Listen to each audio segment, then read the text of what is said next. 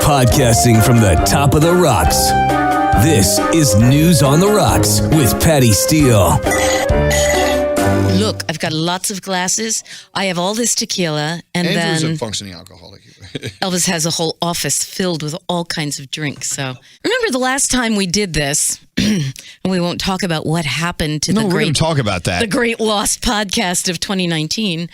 We did this, and the first thing I said to you was, here's the great thing about doing my podcast. No one listens to it. And you were like, no, don't say that. And I really wanted you to understand that I meant that in the best possible way, that it's kind of like nobody's listening. Because we can talk to each other the way you and I talk. Well, we will. On the phone, But keep in mind, Patty, I don't mind if 10 million people are listening. I'm going to say the same fucking thing. Yeah, I gotcha. I'm sorry, can we use the word fucking? Yeah, we can. Right. Yeah. All right. Those days are over, baby. Hey, did anyone introduce me? Yeah. Oh, that's right. Who are you? That's all your I gig. introduced you. It's your You don't podcast. want to tell everybody who you are. Go right ahead. We could play Who's My Guest? This is Elvis Duran, morning guru for Z100 Radio and across the nation on iHeartRadio. Talk about ourselves. I feel very disrespectful in using the F word a second ago. Before anybody even knew who you were? Well, is it okay? I just don't want to come across as some jerk. Heathen? No, actually, I don't want to use foul language because someone will think I'm an asshole. You stupid prick. Shut your mouth. Okay. No, you're fine. Please explain to everyone that we have a relationship. Yes, we have a long-time relationship. I actually discovered you. Well, that's not exactly. Discovered me doing what? Yeah, doing afternoons at Z100. That's when I met you. We've been really, really, really, really close friends since 1989. Oh, holy crap. I was only 2. How many cups of tequila are you going to pour? I did 4 because there are 4 people in the room. All right. So when you do this podcast, you typically have cocktails for your guests. Have you ever had guests that said, I don't drink? Yes, I have, and I go ahead and drink anyway, and they actually get a laugh out of that. Look at the old drunk lady. Well, I'm actually coming off a 2-week dry period. Is this your first drink in 2 weeks? No. I had some wine last night. Okay, good. So I didn't want to be your virgin moment. All right, so you usually have your guests lubed up with alcohol. Mm-hmm. All right, let's go. What do you want to talk about? But I learned an interesting lesson. I did a podcast recently, and we had to wait because our producer was engaged in something else. And I said, let's just sit in this room and chat, and we can drink a little bit while we're waiting, because I thought it was going to be like 5 minutes. Well, it was 35 minutes. And we were so sauced by the time we went in the studio. We're like, yeah, so what is it that you do, actually? Was it a good podcast? So, yeah, it turned out pretty good. Yeah. He's an interesting guy. So what you almost told, and you didn't get to it at all, was we've done this interview, this podcast, and someone lost it. Yes. So we have a great podcast in a computer somewhere. We don't know where it is. Yeah, he will remain unnamed, Dave Plotkin, at CBS Radio, actually at 1010 Wins. And he is an incredible world-class sound guy, except that he deleted our podcast and then threw out his trash in the computer, and it was gone forever. Shit happens. It was funny because he went around and told everybody at Wins that it was like the greatest chat he had ever. He said, I felt like I had listened in on the most personal, most amazing chat. And he was telling everybody how excited he was about it. Gone. Well, then let's get going. We'll make this one even better. Well, oh my God, of course. 10 times. That was just practice for the real one, right? Okay, all right. Yeah, so, okay. I want to start with the beginning with you, which is a weird place to start. I don't know why we're doing that. But when you were a little baby Elvis, like this big, were you an awkward kid? What kind of a kid were you? I was a loner. Yeah. And I've come to find out that a lot of people in this business were loner kids. Mm-hmm. I used my imagination when I spent a lot of time by myself because my parents worked and I'd come home after school and I had time alone. Right. And I tried to fit in with Cub Scouts. I tried to fit in with softball and league and little league, and I never did. Why not? It wasn't you. It wasn't me, you know? And this is how I kind of know I think I was different than all the other kids at an early age. And that turned into, look, yeah, I am different. I'm gay. Mm-hmm. And I was gay before I knew what gay was. I knew I was Texas. In the Bible Belt. Right. Well, I knew I've been different All your life. All my life. And so now, if ever, even at 55 years old, if I feel like I'm fitting in, right, I feel like I'm making some sort of mistake and I should back off and not fit in. Oh, that's an interesting. Yeah, no, I don't ever really want to fit in at 100%. You're not a conformist. No. Yeah, that's very interesting. In some ways I am. But. So were you a funny little kid? Yes. I got that from my dad. My dad was hilarious. He loved to stand up and tell jokes, and he would hold court with his friends. And we always had people at the house, and my parents always had cocktail parties, and my dad was always standing in the middle of the room, circled by his friends, telling stories and jokes. With a cocktail in hand. Yes. I learned how to make martinis for my aunts and uncles, in air quotes, when I was a little kid. What's interesting about that? Because I kind of assumed that for a lot of people like you, and to a lesser extent me, because I was shy as a little kid, but I was okay. I think that the humor is like a cover, because then you can be somebody different. I mean, for me, it led me in middle school and high school onto the stage, because I was impossibly shy.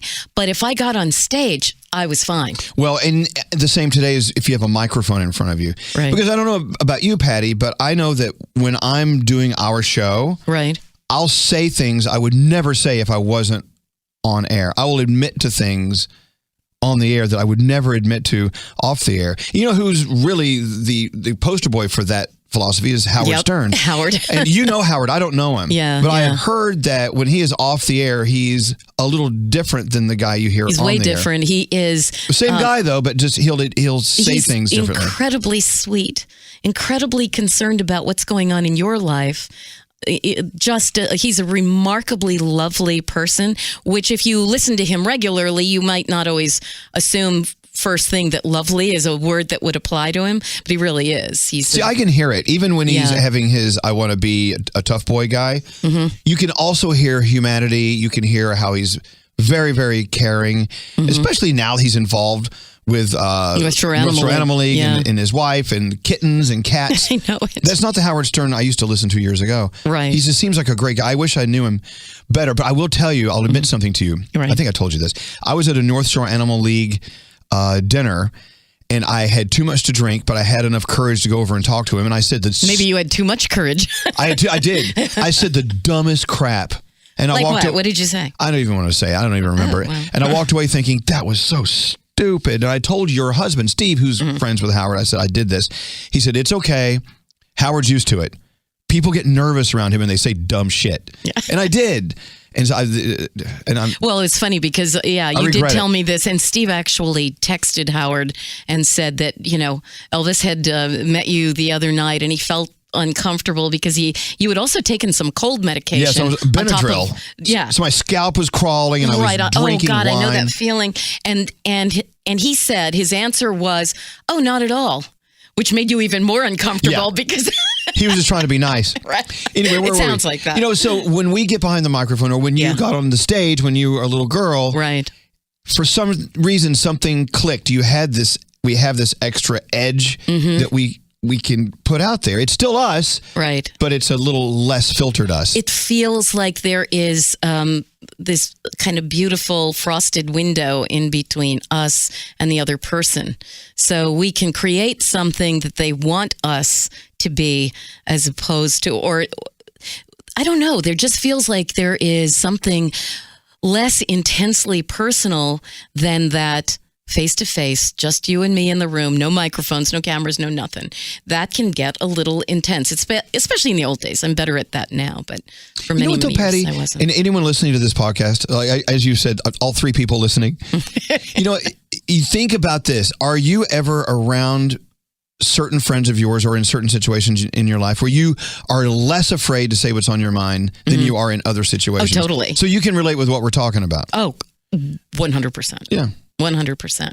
If I get, sometimes it's probably why I chose to do News on the Rocks and not some other way of chatting.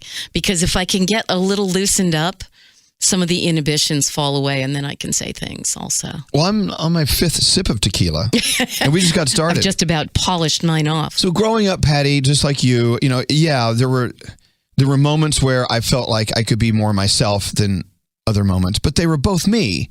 Right. It's just there's a filter that was lessened. So when did radio come into the picture? Did it come in? I mean, what made you think, I want to be on this as opposed to a kid that just calls the contest lines and wins prizes all the time? Well, you know, when I was a little kid listening to the radio, I thought I was actually connecting with this guy or woman talking to me on the radio, the DJ, playing the songs, talking about the artists, giving away tickets to shows and albums and things like that. It's like, what a great way to connect to people. Right. And in a way, they can say whatever they want. And back then, you couldn't talk back to them. You just get over whatever they said. Right. You can't say, well, you're an idiot, because they're not going to hear you. They're not going to hear you. Right. And so I was thinking back then, I guess, being such a shy kid, what a great way to be able to say what I wanted to say without someone saying I'm a dumbass, you know, or making fun of me or whatever. So that was my thinking was, oh, I could do radio, and that's how I can connect with people in a safe manner. When did you move into that exactly? When I went on the radio. Yeah. Hello. How old are you? 14. 14. Actually, you know, I just ran the board at a local radio station. We had the Dallas Cowboys games, because I was in suburban Dallas. Right. We would run the games, and I would be the one who would turn off the action and play the commercials. And I ran American Top 40 that way at a radio station. And I did that later, too. Yeah. And when I was 15 years old, that's when I first started talking on the radio, and I was awful. Luckily, I worked for a little radio station that no one listened to. It was the best training ground ever. Hello, here we are again. I'm back full circle. Right. But you know what? I started learning. Going up from back then in radio, you went from market to market to market to market. Mm-hmm. It was very nomadic, and I kept moving around from Dallas to San Antonio to Houston to Atlanta. Those aren't little markets. Atlanta to Philadelphia, then Philadelphia. After Philly, the only job I could find that was available was at Z100 in New York. It's the only station that wanted to hire me. So imagine that. But Patty, I had never had any. How old were you at that? Well, you knew me, so that was 1989, and I was born in '64, so 25. Yeah, so 25. 69, 89, wait, what year were you born? 64. 64. No, 23. Yeah, whatever. So that's when I moved to New York. 23. Right? Someone do the math. 1989 minus 1964. Go. 20. That was in 35. We were nowhere near. No, 25. Hello. Talk about full circle. Back to what I said right off the bat. But the only job I could get was at Z100 in New York. And I'd been to New York many times. What and were they thinking? Well, I never ever thought in a million years I would live here in New York. Yeah. But I got a job at the premier top 40 radio station in the world. Mm-hmm. And then what did you do with it? I threw it all away. But I was working for arguably one of the toughest radio programmers in the business. Yeah. Your husband. Tell me about it. I have to live with it. But you know what? I never took my job that seriously. I was always drunk on the air and having fun. I never really knew what ratings were. I never knew any of that until I moved to Z100. You said in your book, and I thought it was really charming. You said it was all just fun. It was like you'd go to work, you'd have a blast, and then you'd go party. And for the first time, someone said, wait a minute, you want to be successful here, you got to work at this. Yeah, I had to actually rise to the occasion of working at Z100 in New York. And if you're not into radio that much, you have to understand that Z100 is the Google of radio. It still is. Yeah, what do you say? I mean, what do you call it? It sort of defines radio at its best, and it has for decades. And Steve was tough. He was tough on everyone. Ugh. But he liked me, and he was cool with me, and there were some days he would sit down with me and give me some criticism, and I would think, oh God, I'm just going to leave. Then you hate me. Well, you and I've talked about that. You said you were in tears sometimes. I was, but one day he said, "Hey man, calm down. You got the job. Just go in there and do it. No one's going to fire you. You got the job. Go in there and own it." Yeah. And I came to work sober. I got here an hour before. I looked over my show prep. I would go over... Unless we had lunch. Unless we had lunch. I would go through enough show prep to do 25 shows. Because back then I was doing afternoons. You don't say that much. Yeah. You fill up the intro of a song. You were, and still are, but you were in those days, at that age, me at my age, you were a party in a body. I'd never heard anything like it in my life and still haven't. There was nothing in the world like listening to you on the radio. If you can envision what it means to get in a convertible, have the top down, all the windows down, the radio blasting, and this guy on, there's nothing that I've ever heard that matches that. And I mean that thank you. With all my heart. I mean, I love you as a person, but if I separate that out from you as this artistic object that we've all made use of over the years, I mean, that's how I felt and feel about you. There is something, an ability you have to touch people in a way. It's funny, a couple of months ago, I wasn't at work, so I got to listen to you because I do mornings as well. And it was a really simple thing. What did you hear? You were in the car. You said you were in the car the day before, driving to like a book appearance. And you said, I never really have to drive in traffic because I live really close to the station. And I don't go in rush hour traffic very much. And you said I was headed out to Long Island and I was stopped. And you said, I looked out the window and I looked around and I saw everybody else is stopped. What are they all doing? What are they doing? What are you doing? And I loved that. You know why? Because it showed me how much you care about the people who listen to you. And everybody in the studio started chiming in with, well, sometimes I do this and we do that. And if I'm not listening to you, then maybe I'm listening to a podcast or hopefully News on the Rocks. Or I'm listening to a book or I'm, whatever it is. And I thought, that's your magic, is that you can take the simplest thing and you can make this massive audience you have feel included. And I think... Really? Yeah. No, totally. You always have. Well, thank you. I mean, a compliment from you like that is... No, you always have. You've always been this guy who I felt... I mean, and sometimes you were talking to me because I'd be in the studio with you, but I always felt you were talking to me. You were having a party with me. You were making me happy. You were telling me a great story. You were caring about what it was I was doing. And I think that's like the secret of who you are and what you mean to listeners. Well, see, I always wondered, look, the bottom line is I just come in and be me. And just like you, when you do what you do on CBS FM, you just are you. I try to be. Why would we want to be anyone else? I mean, but you know what? But in those early days at Z100, see, Patty, we worked together at Z100. We were part of this family. Yeah. And so it was different. And we sounded, if you listen to old shows, I mean, it's nothing like we sound now. It's a whole different world. It's a different style. Yeah. Back then, for me, it was screaming, and you only had 10 seconds to say 30 seconds worth of something, so you have to edit it down. But it was happy, and it was just so festive to listen to you. I love the word festive. I know. It was so festive to listen to you on the radio, and it still is. That's what's interesting. The way you communicate has changed. Well, this is 20-something years later. I think it was 25, 30 years later. Yeah. So I came to Z100 in 1989. Mm-hmm. You've been here since 1987. End of 87. So when I was 4. So we've been around for a while. Now I'm 55 and you're 39. Yeah.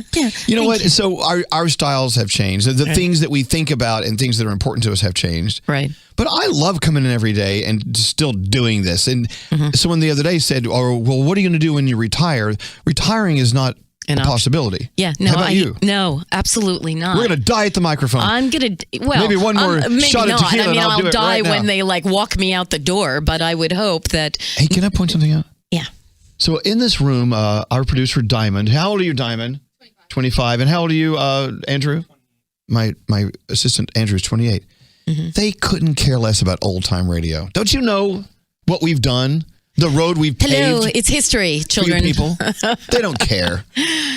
Well, they couldn't care less. But you know what? It's all a part of the evolution of us and of the business. Yeah. So care, please. Drink more tequila. Don't stop. It makes you more interesting. Anyway, so where were we? What are we talking about? So you make the transition to radio. Were your parents supportive of that? Yeah, always were. Oh, they were. Especially when I quit college and went into radio full time. Because I remember telling my dad. I said to my dad, Dad, I'm going to go into do a business and I'm going to make money and send you and mom and around the world. He said, well, if you just get out of my ass pocket, I can afford to send myself around the world. And then I knew he was right. College wasn't for me. So I left college to get my first full-time job at a real radio station, which was in San Antonio, Texas. Mm-hmm.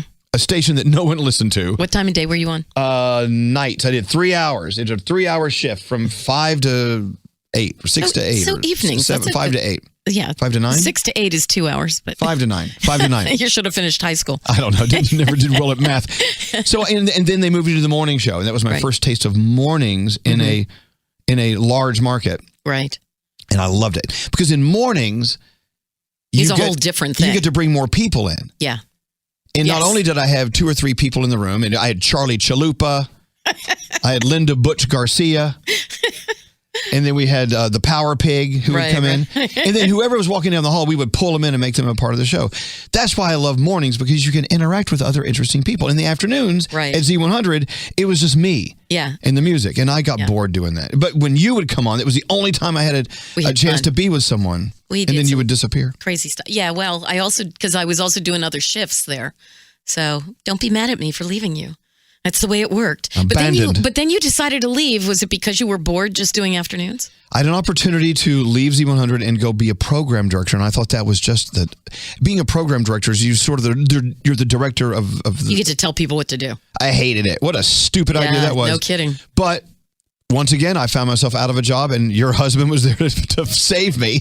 So Steve hired me back at Z100, and I came back. Thank God. Yeah. I got my old job back. Because in most cases, you walk out and they say, don't ever darken the doorway again. Well, I darkened it. Yeah. And he welcomed me back, and I will forever be in his debt. And that was what year was that? 91, maybe. I don't know. Somewhere in there. And you've been at Z100 ever since? Yeah. Wow. Yeah. 30 years, almost 30 years. And I keep thinking I'm just way too old for this radio station. I should be moving off to the old music corral. No, not at all. Because here's the beauty of you is that you surround yourself with people who infuse you with all of the feeling and the information that your audience needs. Younger people. And so isn't it creepy being the old uncle? Come on, kid. No, it's not creepy. Prop up Uncle Elvis. It's not creepy if you celebrate it and you sort of steer the ship, but allow them to create the atmosphere. Andrew, you're 28. You're too old. Get out of here. I think it's only when... I need a 22-year-old. It's only when you become obsessed with talking about what you're interested in and you forget what your audience is interested in. Well, I try to mix it up because I still have to talk about the fact that I am a 55-year-old guy. No, nobody's saying you should lie about who you are, but not be afraid to bring in thoughts that maybe don't play into your everyday experience. Well, like you said, you're gay, you haven't had children. Doesn't mean you're not going to talk to people who have children or kind of explore what they're going through. And I can still get an erection. Want to see? Watch this. Wow. That's incredible. You look down. Stand back. I don't know how big this thing's going to get. I do. Okay. So, I have found that if you're 27 years old and you're a woman driving to work, you don't want to hear a 55-year-old guy talking about a hard wiener. You know what I'm saying? But I do it anyway. Well, that's not necessarily true. So how old are you again, Diamond? 25. Do you want to hear like an old white guy talking about his wiener? She does. Thank you. Well, my girl. She's fucked up. No, she's great. It's a new era. Well, she's different. Anyway, where were we? So, we're just talking about you having a heart on. And now my mind has gone to all these other places. Yes.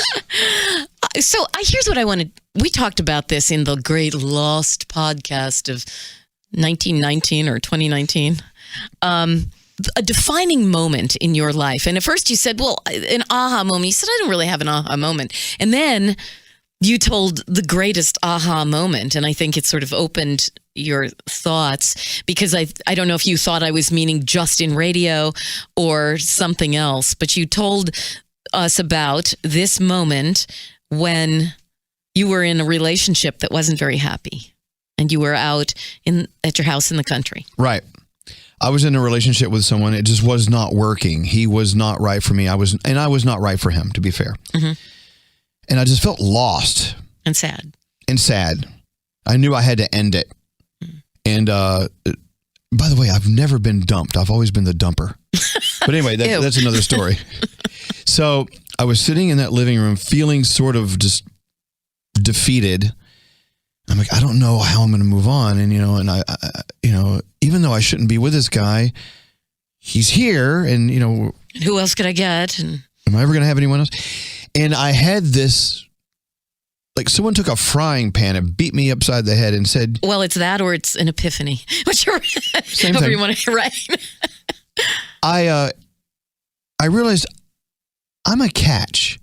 I'm a great guy. I'm actually a really great guy. I actually truly do love myself.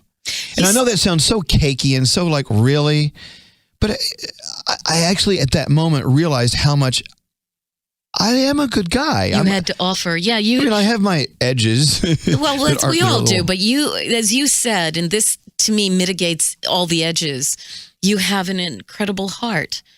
And you deserve to be with someone who appreciated your heart. Hey, if anyone's listening to this podcast, obviously they're the same way because no one would sit through this shit unless they appreciated people. But haven't we all been through that a little bit? Well, no, but no one would be listening to this and you unless they had a big heart because they would see just by listening to you that you are an amazing, amazing force, an amazing woman. And so if you don't have a heart, feel free to stop the podcast now. Get out of here. Not wanted. Bye. So your question was, do we Now we have no one listening. We have one heart person. One heart person. But you just asked a question, but aren't we all a little bit like that? What does that mean? Aren't we all a little bit? I would like to believe that there are people. I don't know if I'd like to believe it. I have to question myself on that. But I was going to say, I would like to believe that there are people who just, for whatever reason, maybe the way they were raised or whatever, just feel good about themselves from the time they're an inch tall. I don't think all of us feel that way. I think most of us go through periods in our life where we feel really insecure. We feel like shit. We feel like, how do I present this confident person to the world when in fact inside I feel like I'm crumbling. Right. So I think a lot of us go through that. And so to me, the epiphany is when you look in the mirror and you say, you know what, despite all of my shortcomings, and I could look in the mirror and point out plenty of mine, I have a right to be loved. I have a right to be respected.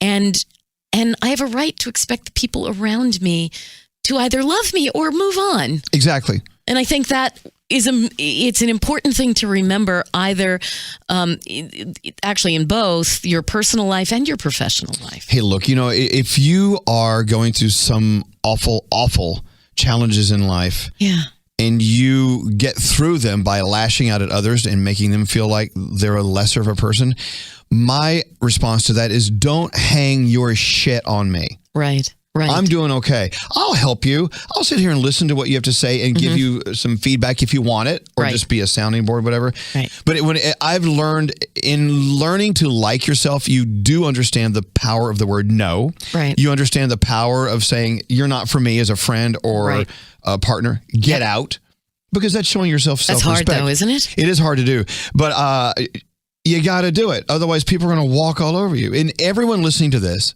has the power to do that. Right. You have the power to find the things within yourself that you do appreciate and use those as your energy and your permission to say to people, you're not for me. You're not working out for me as a friend. So you got to go. So it's interesting you say that, because in my perfect scenario, I love myself. I say, I'm not going to put up with this crap. And they just kind of fall away. But you actually have to say, you know what? Take a hike. Well, you're not adding anything here. You find ways to delete them from your life. Yeah.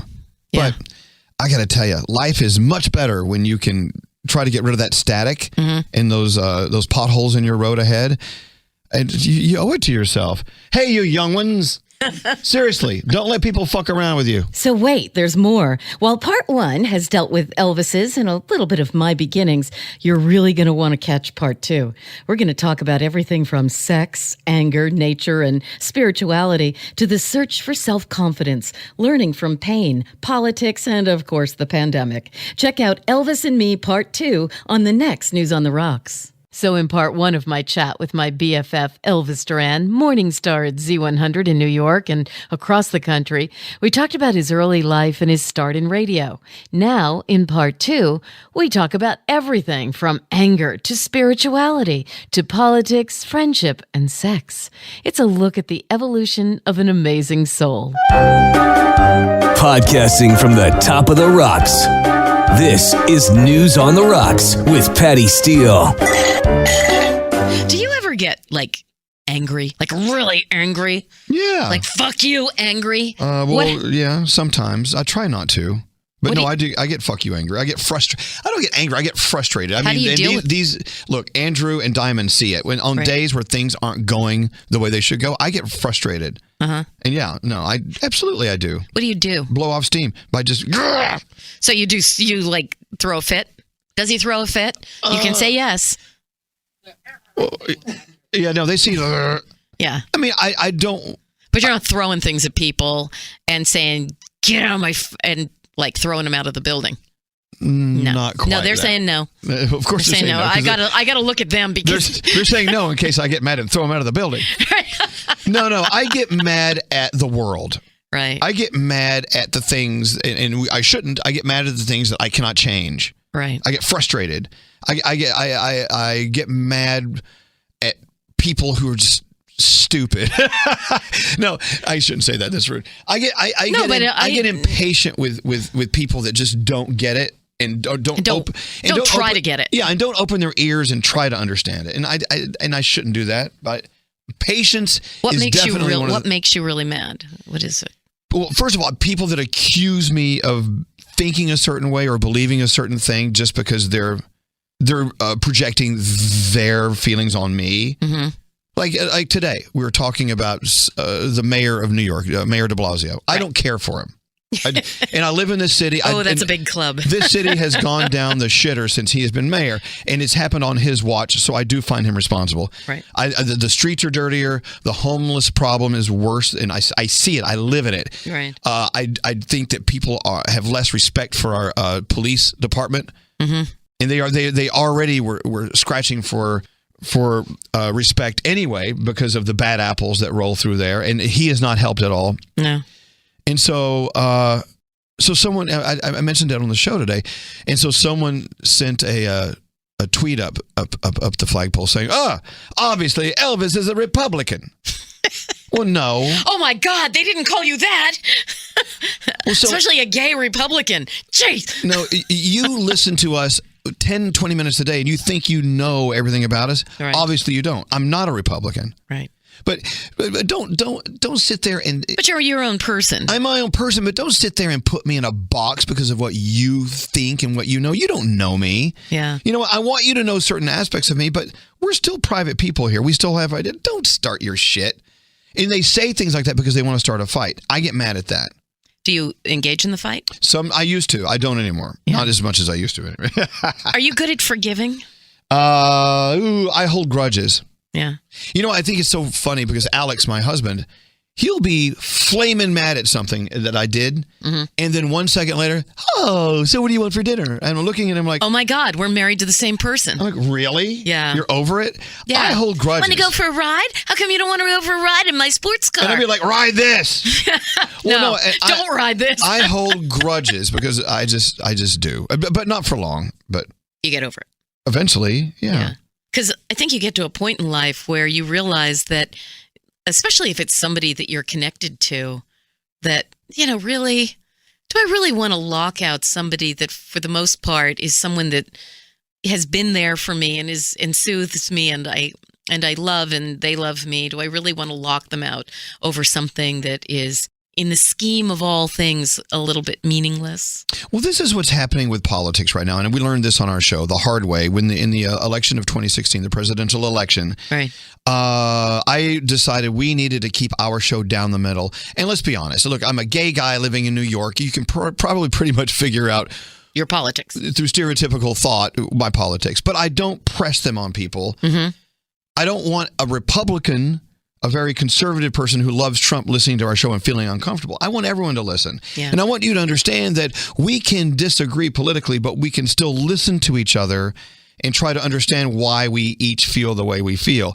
If you start erasing people from your life just because you voted differently, I have zero patience with that. I think that is so shallow and reckless and short-sighted. But we don't live in a world that agrees with you Well, in a lot of you know ways. what? Because there's so much anger that people have a difficult time removing the anger from the right of other people to just sort of say, well, I may not agree with everything he or she does, depending on who you support, but I respect their right to do what they do, and I will do everything to either not support them or support them if I like it. But I don't think we live in that time. There is a lot of anger for people who ride it down the middle. I mean, look at what happened when Ellen DeGeneres was sitting at a football game with with President Bush, right?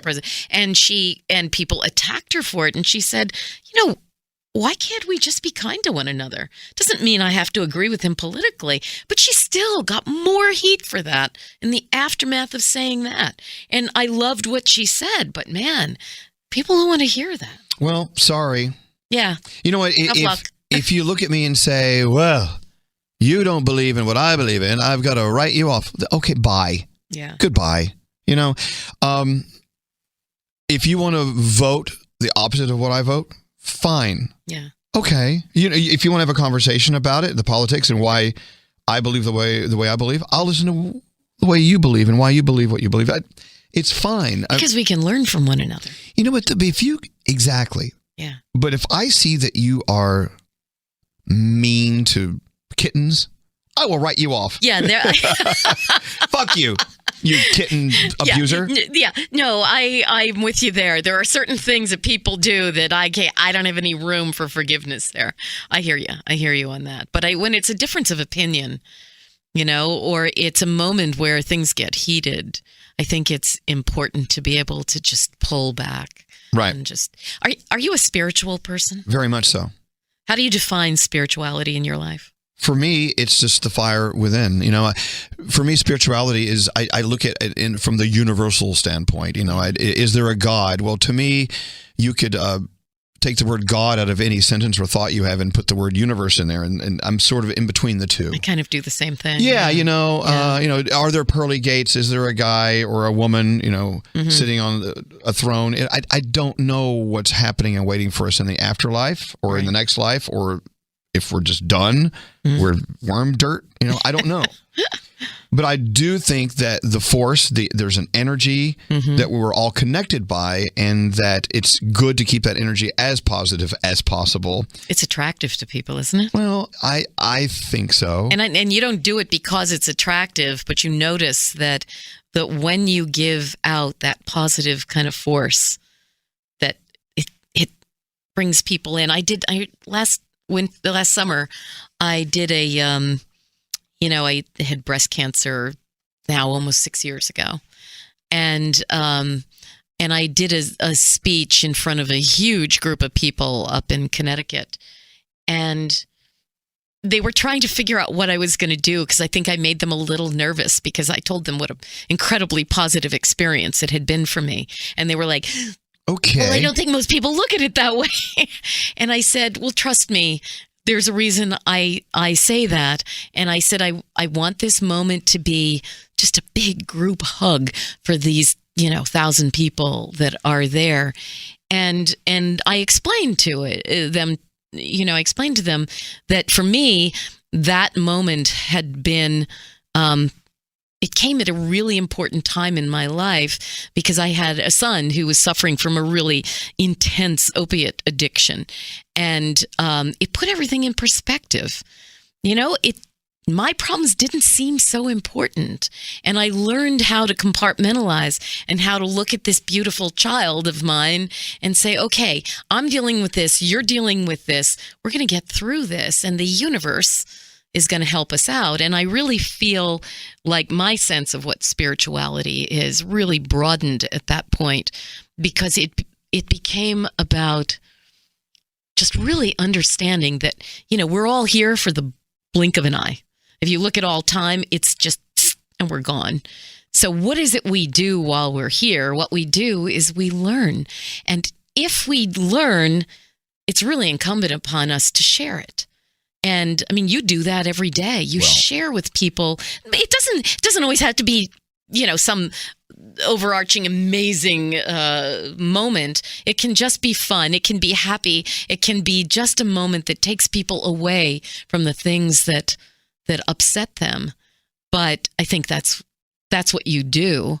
And I think that is, at our very best as human beings, that's what we should all try to do in whatever way we can. Patty, you hit on something that I think is so important. Without going into detail, over the past 2 years, maybe 3, we've had some crazy ass drama going on in our show. Okay. Things out of our control, but sort of arguably caused by people within the circle, or at least they were in the same lane as the problems, whatever. Sure. And I really learned the importance of learning from the bad. Learning from the pain. Yeah, so it's the greatest learning opportunity. No matter what you're going through that is a challenge for you, or that it makes you feel like you can't go on another day, whatever, but you get through it, you learn the lessons from that. And to not sit back and study what you've gone through is a crime. Right. And I think both of these guys over here, Andrew and Diamond, know exactly what I'm talking about. And we went through some crazy stuff where, I was broken down emotionally, and these guys don't even know about it. I mean, it was a tough time where I was trying to be the peacekeeper. I was trying to be the leader, and I had to listen to everyone on sometimes both sides of a bad situation. Right. And try to be the referee and get everyone together. And I kept reminding people, we need to learn from this. Yeah. So no matter what awful thing is happening, of course, as we do this podcast, we're going through coronavirus. Right. And of course, what can we learn from a virus? Well, nothing. We know what a virus is. But what we can learn from is how people are responding and reacting to it. Right. And so right now, people are like, oh, God, they're freaking out. Oh, shit. I'm going to. No, you know what? Calm down. Right. Let's attack it. Let's attack back. Let's get through it, because there is a world waiting for us on the other side of it. Of course. So panicking is not learning anything. I almost walked down here from my office a mile away instead of taking a cab. And then I went, no, I'm not going to be afraid, and I'm not going to walk. Well, there's nothing. Okay, wait a second. There's nothing wrong with being a little overreactive with all this stuff going on. Yeah, no, I'm going to a party tonight. I'm like, I don't want to go to the party. I don't want to hang out with a bunch of people like breathing all over me. Right. It's okay. We're going to get through this. Sure. But whatever awful thing you're going through in life, a son who has an opiate addiction, breast cancer, if you don't stop down and go, well, wait a minute, it's more than me surviving breast cancer. Right. It's also, what did I learn about life in this thing? Yeah, it's like, I always ask myself, whenever anything bad happens, and things happen, bad things happen to all of us on a fairly regular basis, it seems. If you got to stop and you have to say, and I literally look up and I ask the universe, what are you trying to teach me here? You have to do that. And it also, what is this moment? It helps you get through it as well. Yeah. Because it's like seeing the forest for the trees. Right. Sometimes you got to get out of the trees and you got to back up and go, well, there's a forest here. Let's figure out why there's a forest here with a bunch of trees. Right. Hold on. We've been going on for a while. Are you guys okay? If you need to go home, go home. Because Diamond and we'll be Andrew, here tomorrow morning when you come back. No, we're going to go on and on. You want some more tequila? You good? Oh, God, they're drunk. Do you need more? No, I'm good. Well, anyway, I do. But it's just you need to stop down and learn from pain and agony and what the universe is trying to tell you. So, am I spiritual? Yes. Yeah. That was the question, wasn't it? What about an hour ago? What about religion? Because that's a whole different thing from spirituality. I try not to talk about religion that much because it pisses people off. But I will tell you. Okay. I'll tell you. When I was growing up in no Dallas, one's listening, so you can. I was growing up in Dallas, Texas, and we were members of the First Baptist Church. And I would go in on Sunday mornings and watch everyone, including my classmates from school and their parents, act like perfect little Baptist soldiers. Oh, man, I know. That was on Sunday. Exactly what you're talking about. But Monday through Saturday, they were all a bunch of motherfuckers. Right. They were. They were. Yeah. They were assholes. They treated each other like shit. They were cheating on each other, husbands and wives, and they're talking about love on Sundays, and then the rest of the week, it's like, screw you. It's almost as if they only thought God watched them while they were in the building, the church. He has no cameras anywhere else. Exactly, but as soon as they walk out of the First Baptist Church, they're like, okay, yeah, we're gonna screw each other over. So we pulled another one over on him, her. So that's what I saw in what I entitled organized religion. So it turned me off at a very early age. That's exactly what happened to me. But since then, in taking courses in college and learning about other religions and other ways of believing, I learned that there is a power there for people who need it. I get that. Yeah, there's great beauty. I wish, Patty, I could be the Dr. Frankenstein of religion, and I could take the beautiful things from Buddhism, the beautiful things from Catholics, the beautiful things from Baptists, and Jews, whatever, Oh, absolutely. You know, you can look at any of the great documents, the Quran, from any religion. You see beauty. Yeah. And you can weave in the good stuff and make it the perfect religion. Well, that's not going to happen. It's funny. I had a kind of a crazy mother. You knew my mother, and she was kind of crazy in a beautiful way. I grew up Episcopalian, but one of the things she did, she was fascinated by religion. And so as a 6 and 7 and 8-year-old, my mother would say, you know what, I think we need to go to this synagogue, or we need to go to this Hare Krishna festival, or to this Buddhist temple. She took me to all different religious, because she was fascinated by it. And I remember specifically her saying to me, you know what, somebody can worship trees. If that makes them a good, kind person, then that's all that they need for me. Well, there are people that worship trees. I know that. You know exactly what I'm talking about. Yeah, wait, what's the religion? My mind it's not a religion, but... there is an old religion in England that worships trees, but the we were talking about the book you read, about the people who like trees. Oh. The tree-liking like people. those people that worship those tree-loving people. Yeah, well, there are. There are people that do... we talked about this. There are people who do a thing called forest bathing. Yes. Yeah, where you go out and with as few clothes as possible and no shoes, because you want to be connected to the energy of the earth. Absolutely. And you place your feet on the root lines of a tree, and you either lean into it against your back, or you literally are a tree hugger and do it from the front. Mm-hmm. And there are people, and it's funny because I talked to this woman at Danbury Medical Center up in Connecticut, and she runs the complementary medicine department. And she said they have measured heart rate, blood pressure, all kinds of things with people when they're doing that, and found that they all came down when they were doing that. That's it. And there is this sensibility that when you connect with the earth, which I really love, when you connect with nature and with the earth, it has not only a tremendous impact on your physical well-being, but on your emotional and mental and intellectual well-being. And people don't understand that trees talk to each other. Yeah. They emit algae and things and send warning signals over to other trees. And if there is a tree in a grove of trees that's not doing as well as the others, the other trees actually send pulses of algae and water their way. They actually do. All right, back to religion. Yeah, well, that is, but really at its best, that is religion. Because that's the whole idea, is that we are here to learn as much as we can, and we're really pretty fucking stupid if we don't learn from nature. Well, I got to tell you, I just to get the credits, and when I was going to college for a minute, I definitely took some religion classes. And to learn about all these different religions I had no idea about. And when it came to people who are Muslim, right? Stored it in my mind, took away the things I really loved about what they study and what they worship. Right. So when it came time for 9/11 to roll around, and when it came time for this wall of mistrust and hate between people who are non-Muslim and to people's lives who are Muslim. Right. I was sitting there going, wait a minute, hold on a second. You guys are missing a point here. You're blaming some certain people for atrocities going on this planet of ours that don't need to be blamed. Right. Then, there's out in Santa Fe, where I have a house, as you know, I love Santa Fe, New Mexico. Yes, it's so There's beautiful. a large Sikh population out there. Okay. After 9/11, people assume if you're a Sikh, you're a part of this problem, this attack. Really? And they were throwing bricks through their business windows and things.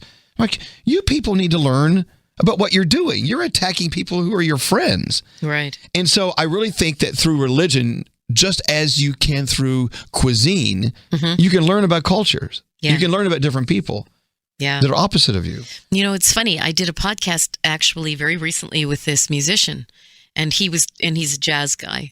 And he was talking about one of the things that he really loves about early jazz in this country is that he said, you don't find it anywhere else because of one thing. We had this incredible melting pot of people who came together. So if you look at 1920s and 30s jazz, it is this beautiful stew of music from all different cultures that came together and created this sound that for him is the ultimate. And I thought it was a very interesting, it's not something, I mean, I'd heard people say, that early jazz sort of took a few different things from different cultures, but to hear it, I don't know, there was something about the way he put it that really explained it to me on a deeper level.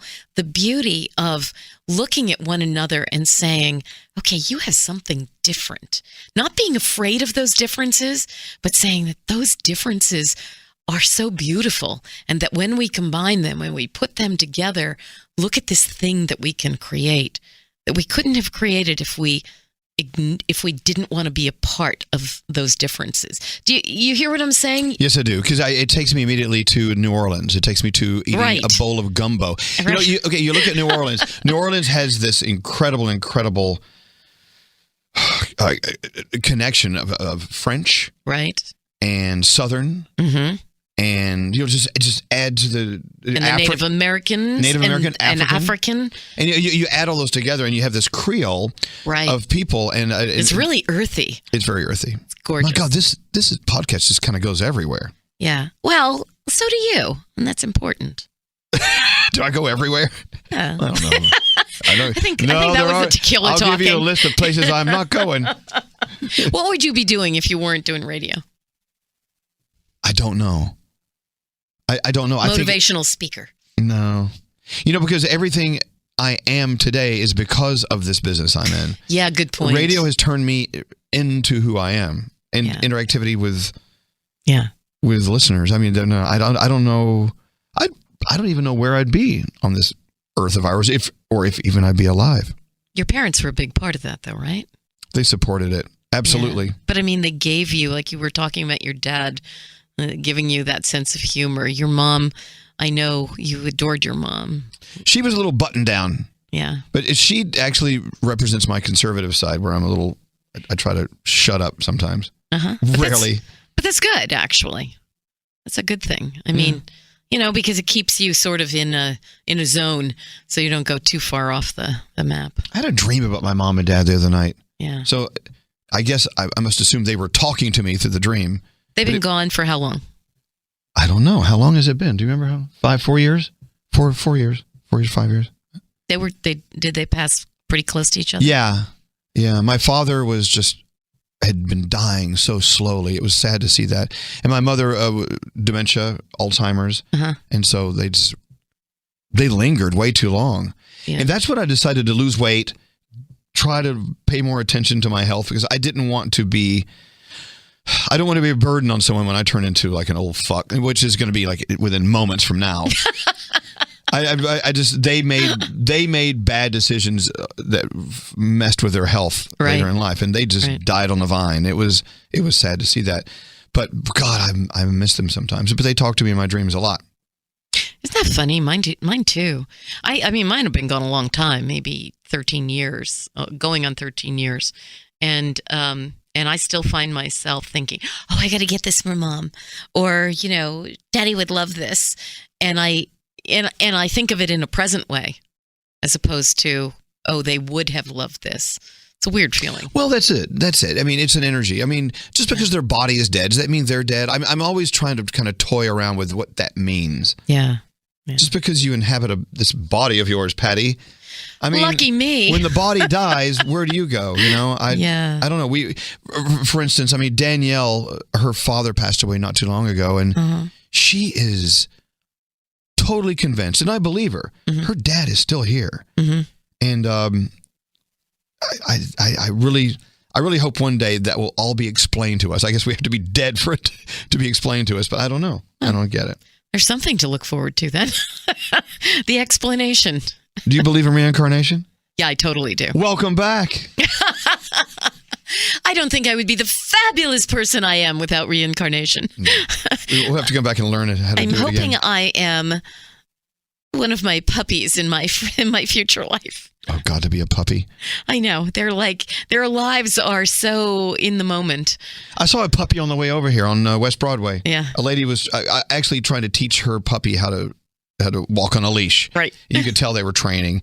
And I looked down at this puppy who was like, he put his leash in his mouth and he was walking into people. He was just a big old wreck. And I looked at her and I said, God, I wish I was a puppy. Yeah, don't you? She said, yeah, I wish I was a puppy. Yeah, because everything is in the moment. There's no looking in the mirror. Oh, God, what do I wear today? And you can lick How's yourself. My hair look? Lick yourself. Right. And you can lick other people. Well, other things. My tequila's almost gone. I'm good. No more tequila. Right. Well, okay. Well, I think this was wonderful. The great Lost podcast of 2019 has been superseded by, hopefully, the not Lost podcast of I don't remember 2020. anything we talked about in the last podcast.